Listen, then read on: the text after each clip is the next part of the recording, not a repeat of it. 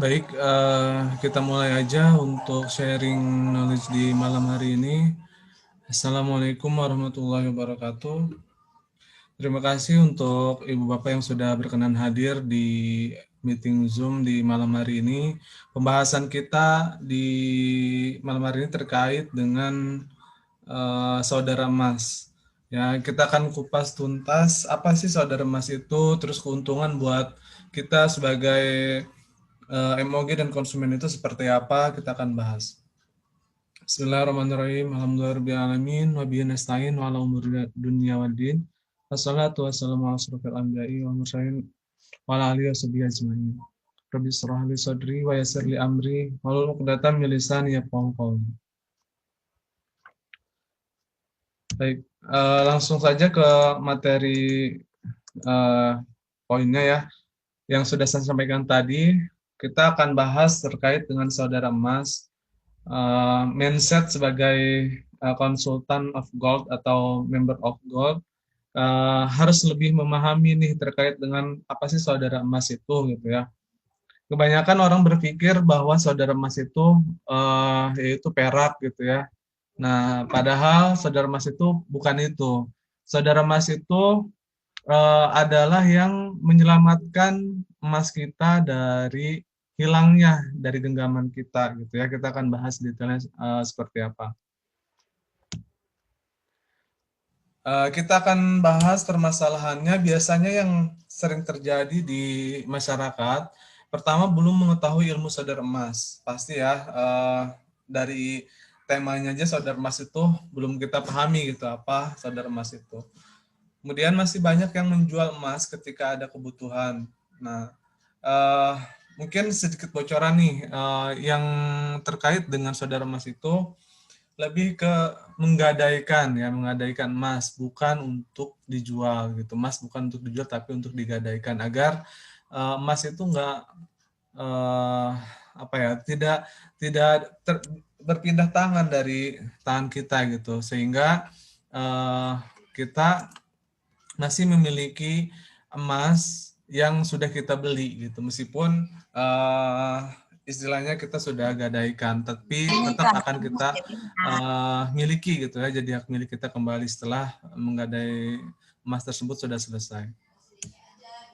Kemudian masih banyak yang belum tahu perbedaan perhitungan gadai syariah dan konvensional. Kita akan bahas perbedaannya apa, kemudian cara perhitungannya seperti apa, biar teman-teman semua itu bisa menguasai dan memahami betapa lebih menguntungkannya menggadai syariah dibanding dengan menggadai konvensional. Kemudian masih banyak konsumen dan tim yang kehilangan harta yang sudah dimilikinya. Ya memang pada saat konsumen atau kita yang memiliki emas sudah mencapai sudah mencapai keinginan kita, sudah tercapai sehingga kita sudah menjual emas kita gitu ya, padahal poinnya itu bukan untuk dijual gitu, tapi kita harus gimana caranya emas itu tetap ada di genggaman kita. Kemudian belum mempersiapkan warisan kekuatan finansial untuk keturunan. Nah, mas ini pun ya biar anak cucu kita punya oleh-oleh gitu ya dari kakek neneknya gitu. Nah, baiknya memang kita turun-temurunkan untuk emas kita, bukan untuk dijual pada diri kita sendiri. Kemudian belum mengetahui kasus dunia emas terkait ilmu saudara emas dan langkah antisipasinya seperti apa. Kita akan bahas satu-satu. Nah, kemudian apa yang akan kita dapatkan jika memahami materi ini? Pertama, kita sebagai MOG ya akan memahami pentingnya ilmu saudara emas dan cara memaksimalkannya. MOG akan memahami kasus di dalamnya, di dalam saudara emas dan mampu mengantisipasinya. Nah, akan menjaga aset dan mempersiapkan kesejahteraan bagi keturunan. Kemudian memiliki kekuatan finansial dalam kondisi apapun. Nah, poin 4 ini akan kita perdalam. Satu persatu akan kita bahas. Nah, poin pembahasannya, pemaksimalan potensi saudara emas untuk kekuatan finansial, kemudian kasus dunia emasnya, yaitu mungkin teman-teman sudah pernah tahu, mungkin ada di tahun 2010 sampai 2014 ada case terkait dengan berkebun emas. Nah, nanti kita akan bahas berkebun emas itu seperti apa. Mungkin dari teman-teman bisa chat nih, saudara emas itu apa gitu ya. Silakan mau komen seperti apa saudara emas, ada yang mau komentar silakan. Kita akan bahas. Nah, saudara emas yaitu ilmu tentang gadai ya, yang sudah sampaikan tadi. Nah, kenapa disebut saudara emas? Karena tidak bisa dilepas antara emas dan gadai. Jadi teman-teman sebetulnya gadai dan emas itu menjadi satu kesatuan bagi orang yang paham bagaimana caranya untuk menyelamatkan emas yang sudah ada dalam genggaman kita. Artinya kalau misalkan kita memang memiliki emas, nah bagaimana caranya tuh emas itu tidak dijual tapi kita gadaikan. Nah, definisi gadai yaitu dalam Islam disebut dengan rahan ya, rahan yaitu suatu perjanjian untuk menahan suatu barang yang digunakan sebagai jaminan atau tanggungan utang. Nah, rahan juga merupakan suatu akad utang piutang dengan menjadikan barang yang mempunyai nilai ekonomis menurut pandangan syara sebagai jaminan. Sehingga pihak yang menahan memperoleh jaminan untuk dapat mengambil kembali seluruh atau sebagian piutang. Ini definisi terkait gadai ya dalam hukum Islam. Hukum gadai. Nah, ini kita cantumkan menurut Fatwa Dewan Syariah Nasional ya tentang rahan itu ada. Kemudian ada fatwa selanjutnya nomor 26 itu tentang rahan emas, dan Fatwa Dewan Syariah Nasional ya, nomor 68 DSN MUI itu tentang rahan tasjil. Nah, berdasarkan fatwa-fatwa DSN MUI tersebut, gadai syariah mempunyai ketentuan di bawah ini. Pertama, murtahin atau penerima barang gadai, ya, itu mempunyai hak menahan marhun atau barang gadai sampai semua utang rahin yang menyerahkan barang gadai dilunasi. Jadi si murtahin itu atau penerima barang gadai itu mempunyai hak untuk menahan emas sampai dengan barang gadai atau utang yang sudah dia terima dilunasi gitu ya, sehingga emasnya bisa dikembalikan. Marhun dalam manfaatnya tetap milik rahin. Pada prinsipnya marhun tidak boleh dimanfaatkan murtahin tanpa izin rahin. Gitu. Jadi tetap aman meskipun kita sudah gadaikan, mas kita tetap aman sesuai dengan fatwa Dewan Syariah Nasional. Tidak boleh diapa-apakan emas yang sudah digadaikan gitu sampai dengan emas itu ditebus oleh yang menggadai gitu. Kemudian pemeliharaan dan penyimpanan marhun pada dasarnya kewajiban rahin, tapi dapat dilakukan murtahin. Nah, ini terkait dengan biaya pemeliharaan atau biaya penyimpanan menjadi kewajiban si rahin atau si yang melakukan menggadai gitu ya, melakukan penggadaian. Seperti itu. Nah, besarnya biaya pemeliharaan atau penyimpanan marhum tidak boleh berdasarkan pada jumlah pinjaman utang rahin pada murtahin. Nanti kita akan bahas juga terkait dengan biaya pemeliharaan atau penyimpanannya berapa persen gitu ya, yang dibebankan kepada rahin. Nah, ini perbedaan gadai dan jual. Apa sih bedanya? Kita akan bahas. Nah, untuk gadai emas, pertama mendapatkan uang hanya sesuai dengan kebutuhan. Jadi teman-teman butuh misalnya untuk modal dagang gitu ya, digadaikan sesuai dengan kebutuhannya itu bisa. Atau misalkan butuh sebetulnya untuk menggadai itu ada batas maksimum ya, yaitu 90% untuk syariah. Itu 90% dari buyback. Ya, atau mau ambil sesuai dengan kebutuhannya saja gitu itu bisa. Nah, untuk jual emas mendapatkan uang dari seluruh emas yang dijual gitu. Nah, gadai emas yang masih miliknya selama masih gadai berlangsung. Jadi selama emas itu ditebus gitu ya untuk membayar uh, hutang ke pegadaian itu sampai dengan emas bisa dikembalikan oleh pegadaian. Kemudian emasnya sudah berpindah pemilikan kalau untuk jual emas gitu ya. Sudah tidak bisa jadi hak milik kita lagi. Nah, sedangkan gadai ya tetap akan jadi milik kita. Hanya memang berpindah tangan cuma untuk sebagai barang jaminan. Kemudian untuk gadai emas bisa ditebus hanya dengan membayar sesuai pinjaman dan biaya lainnya. Jual emas jika ingin dibeli kembali harganya sudah berbeda, bahkan bisa naik lebih tinggi. Jadi teman-teman, inilah keunggulan gadai ya. Eh, kita misalnya memiliki emas 5 gram gitu, kita gadaikan, kita ambil uang sesuai dengan kebutuhan kita, misalnya butuhnya 3 juta kita ambil. Nah, kita bayarkan hutang tersebut sampai dengan lunas. Misalnya akad kita selama 4 bulan gitu ya, emas harus selesai ditebus. Nah, pasti emas itu akan kembali lagi. Sedangkan jual emas, kalau ingin beli, misalnya 4 bulan kemudian pasti harganya akan berubah. Nah, belum tentu juga kita bisa beli tuh emas di bulan keempat atau bulan kelima bulan selanjutnya. Ya, jadi poinnya memang lebih menguntungkan gadai emas. Emas tetap menjadi milik pegadai, ya penggadai.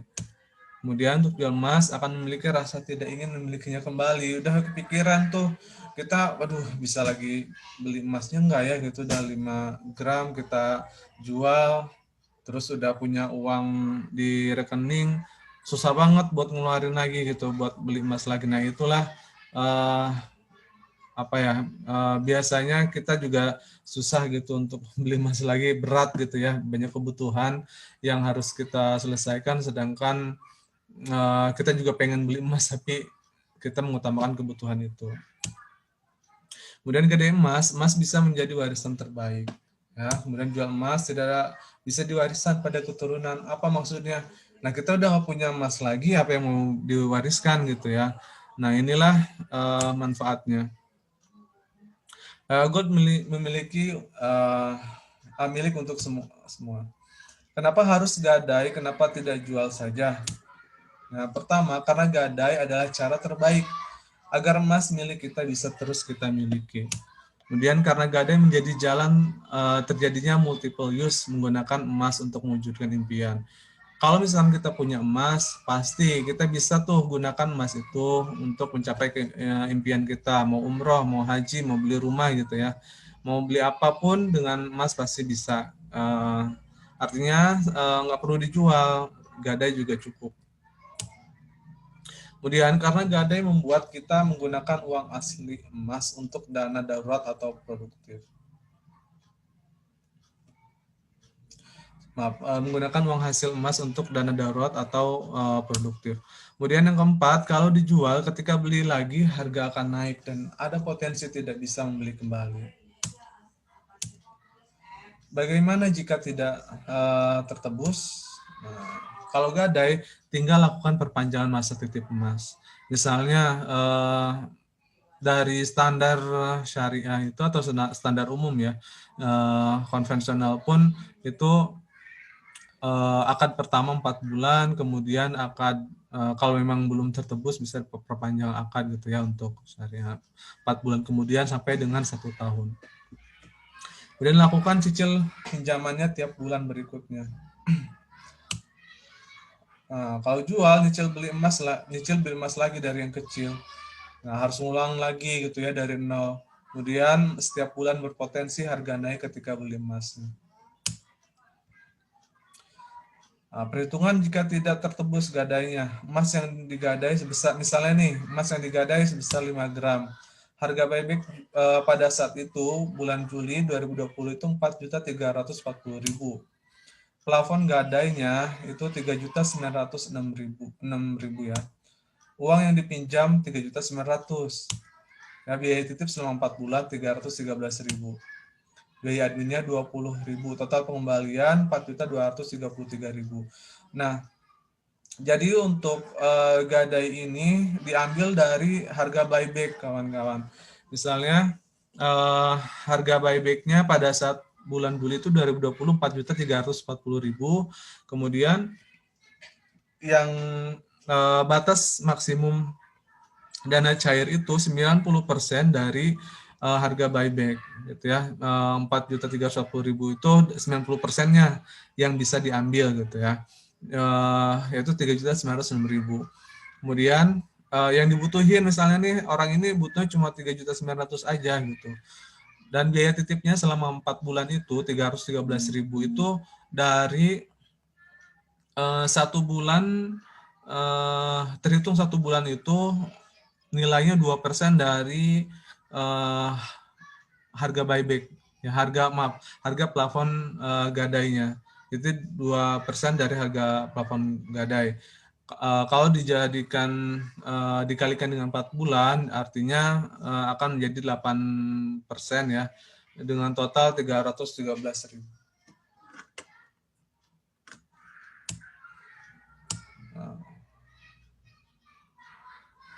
Nah, ini untuk harga emasnya, buyback Juli 4.340.000. Bulan Agustus itu jadi 5.100.000 ya. September 2020 jadi 4.898.500. Buyback Oktober 4.693.000. Nah, itu terlihat diperkirakan gitu dari bulan Juli sampai dengan Oktober nilai buyback emas akan menjadi 4.693.000 gitu ya.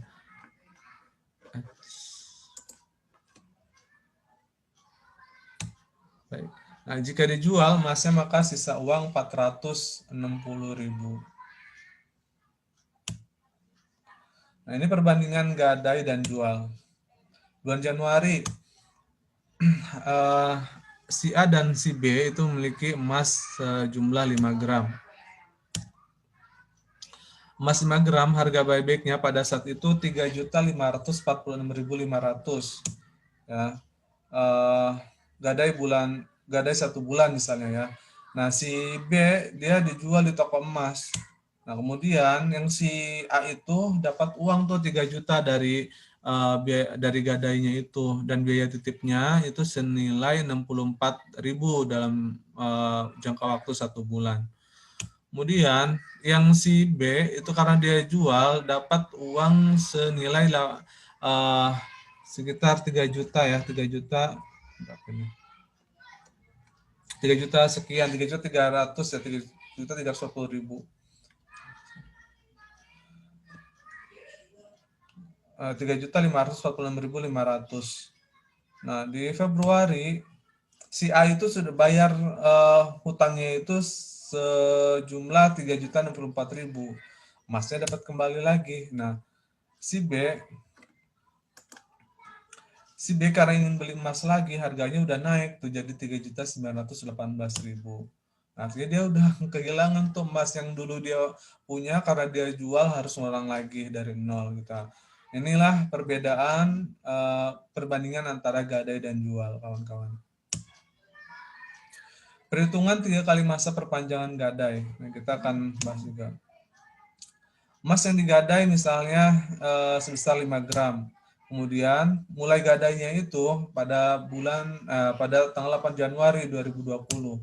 Kemudian masa gadainya dia ambil selama 3 bulan. Kemudian harga buyback pada saat itu ya, pada saat bulan Januari di mana dia melakukan penggadaian itu senilai 3.697.000. Kemudian plafon gadainya itu yang dia peroleh 90% dari harga buyback yaitu 3.327.300. Biaya adminnya itu 20.000. Nah, uang yang dipinjam yang dia ambil senilai 3 juta. Jadi orang itu tidak ambil plafon gadai keseluruhan 3.327.300 tapi hanya mengambil 3 juta. Mencicil setiap bulan dari gaji dan bisnis misalnya 330.000 pinjamannya. Nah, biaya pemeliharaan atau penitipannya biaya titip bulan ketiga atau 3 bulan ya, dari bulan pertama sampai bulan ketiga itu jumlahnya 267.000. Ya, perhitungannya 1 bulan itu kan 2% ya, dikalikan 3, berarti ada 6% untuk biaya titip 3 bulan. 6% dari nilai plafon yang diambil, uang yang dipinjam. Nah, ini totalnya bulan ketiga 597.000 pinjam plus titip.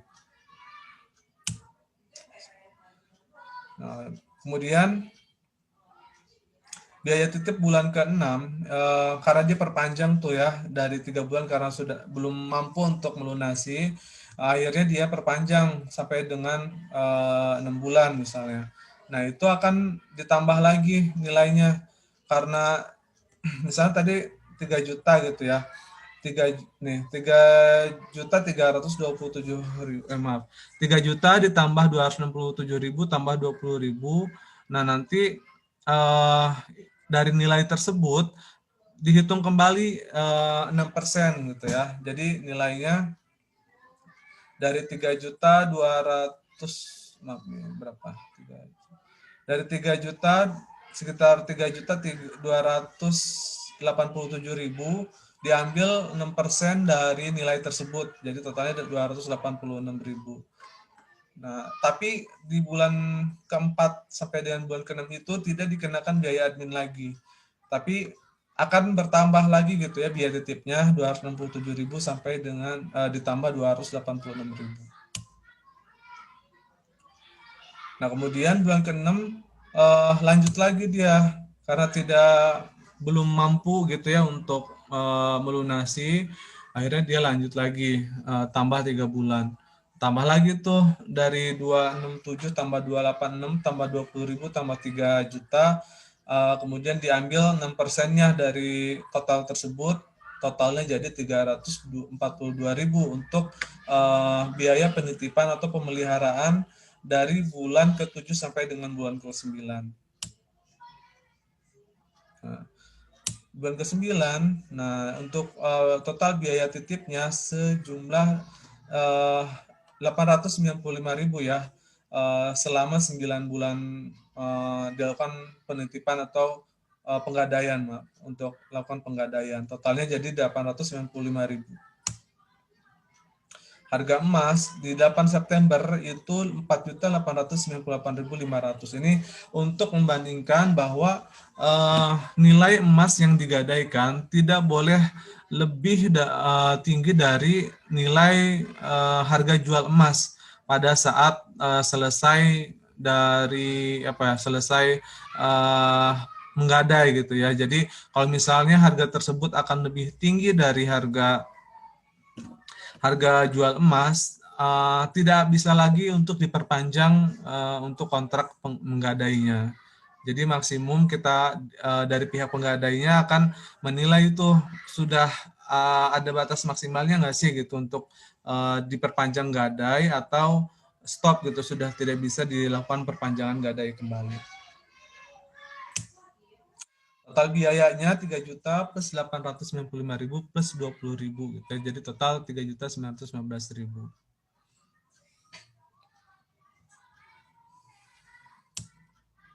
Artinya dengan gadai 3 kali masa perpanjangan gadai itu masih ada margin yang bisa diperoleh oleh si penggadai jika pada suatu ketika si penggadai itu masih belum mampu untuk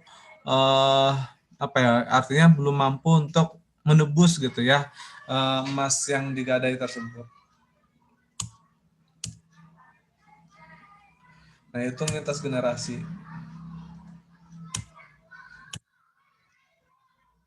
Ini kita bandingkan gadai konvensional versus gadai syariah seperti apa.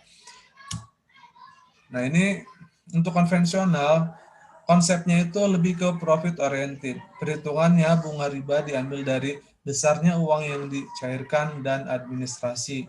Kemudian untung ruginya, keuntungannya bunganya rendah, plafon pencairannya tinggi.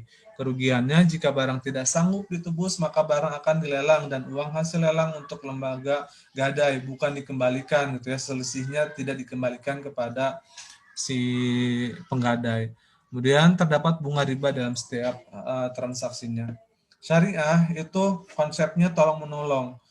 Perhitungannya jasa pemeliharaan atau penitipan berdasarkan taksiran nilai barang gadai dan administrasi.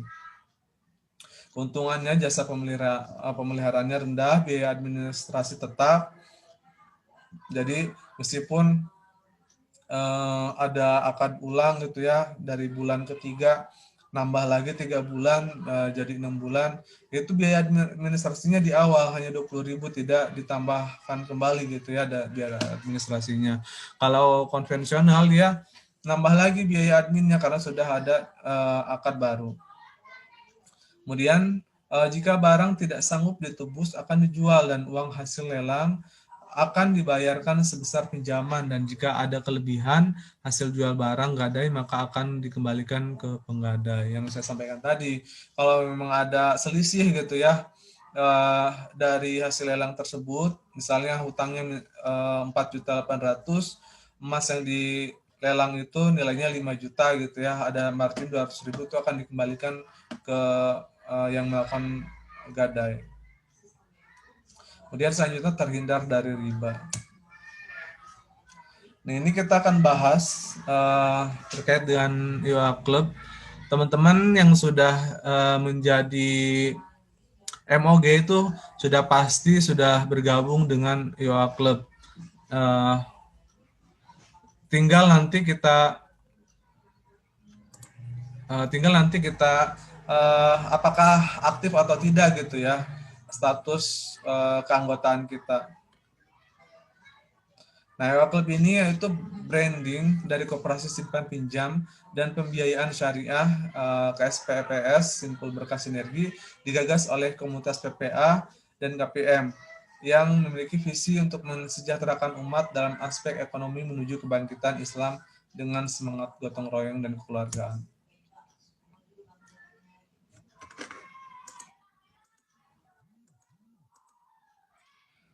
Nah, ini kita bahas fungsi IOA Club di IOA Gold.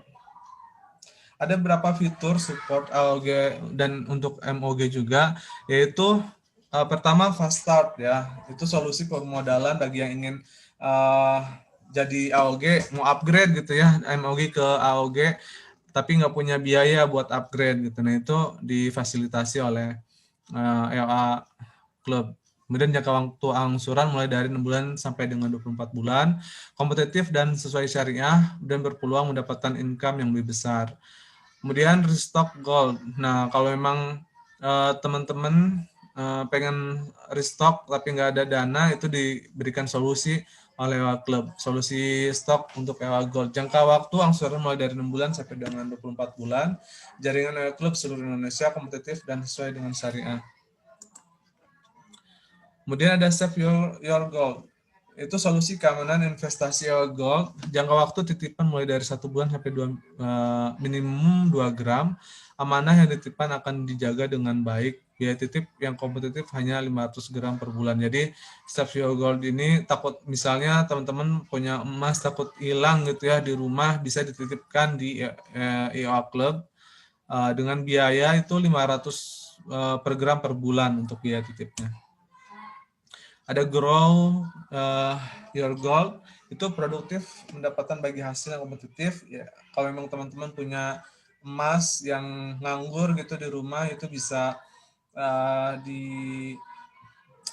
bisa diinvestasikan di IOA Club dengan desirkah ya, biasanya desirkah ini setiap 3 bulan atau 6 bulan saya lupa, itu ada bisa dibuka untuk desirkah. Jadi teman-teman bisa ikut, kalau punya emas bisa diinvestasikan di situ. Nanti ada bagi hasil. Jangka waktu untuk investasinya itu minimum 3 bulan.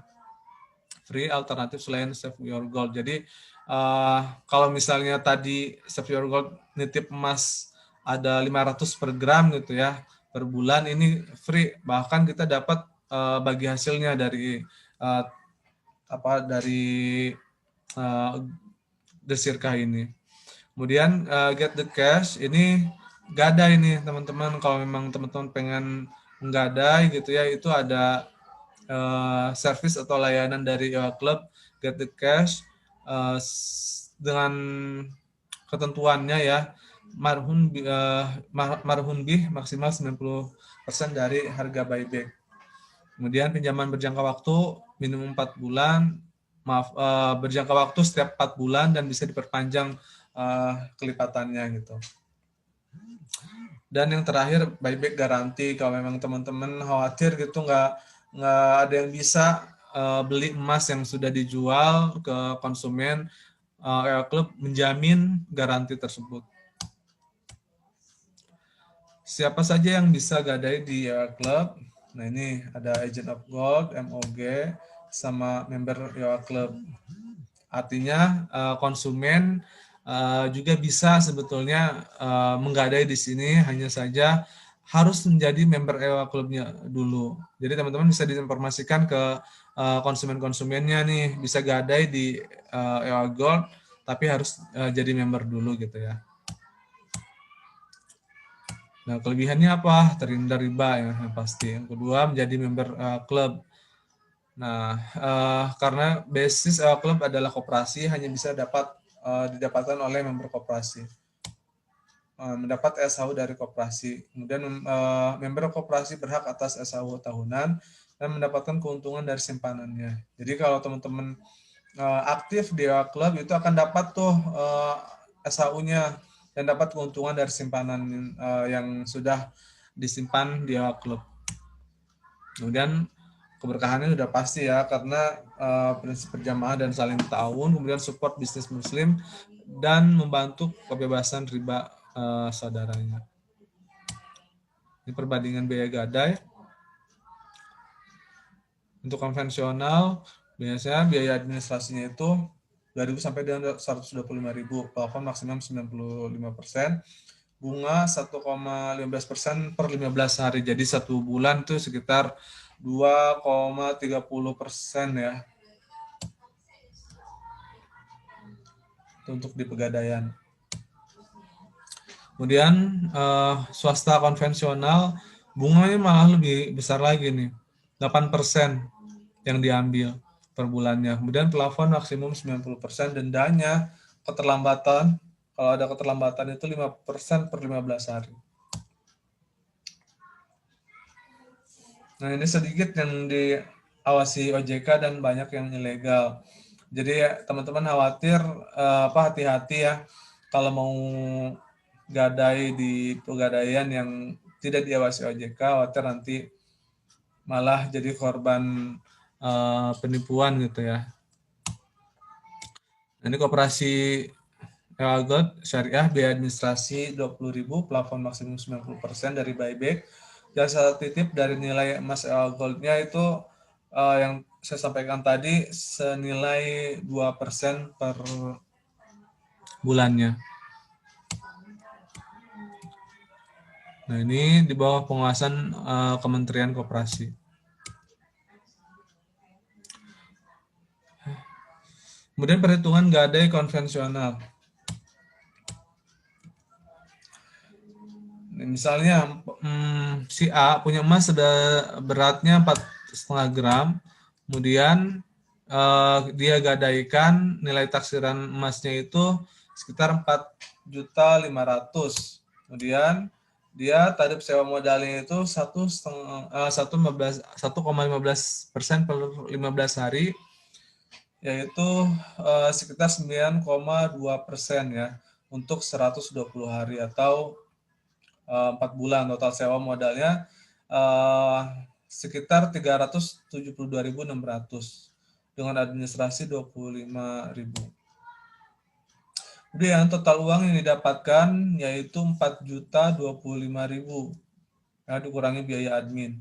Kemudian masa gadainya yang tadi ya selama 120 hari.